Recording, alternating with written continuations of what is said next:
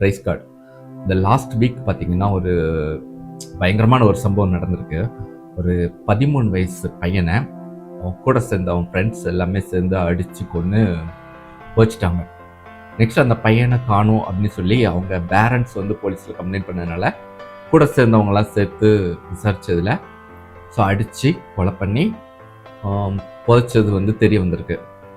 இதை வந்து ஒரு சாதாரண ஒரு விஷயமா நம்ம கடந்து போகக்கூடாது. ஏன்னா இன்னைக்கு சிச்சுவேஷன் வந்து காலம் வந்து ரொம்ப பயங்கரமாக சேஞ்ச் ஆகிட்டு இருக்கு.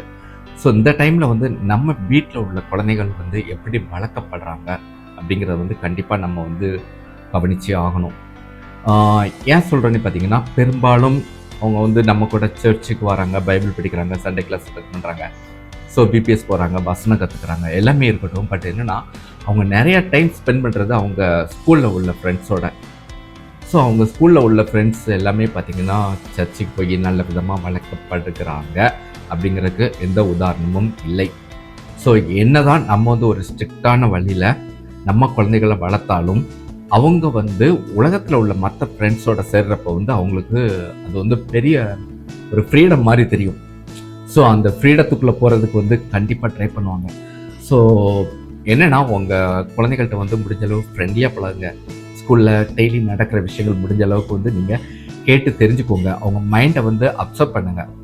லைட்டாக வழி மாறி போகிற மாதிரி இருக்கா, அப்படி இல்லை ஏதாவது ஆசைப்படுற மாதிரி இருக்கா அப்படின்னா வேதத்தை எடுத்து சொல்லி, வசனத்தை எடுத்து சொல்லி இப்படி தான் நடக்கணும், அவங்களுக்கும் நம்மளுக்கும் வித்தியாசம் உண்டு அப்படிங்கிறத 100% வந்து நீங்கள் டீச் பண்ணுங்கள்.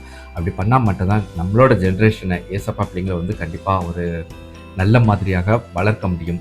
அது மட்டும் இல்லாமல் முக்கியமாக இன்னொரு விஷயம் என்னென்னா, அவங்களோட இன்ட்ரெஸ்ட் வந்து உலக பிரகாரமான காரியங்களில் இருக்கலாம்.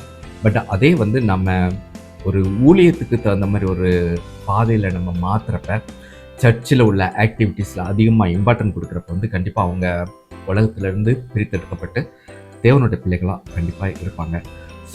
பார்த்துக்கோங்க, இனி வர்ற காலங்கள் வந்து இன்னும் கொடூரமாக இருக்கும்.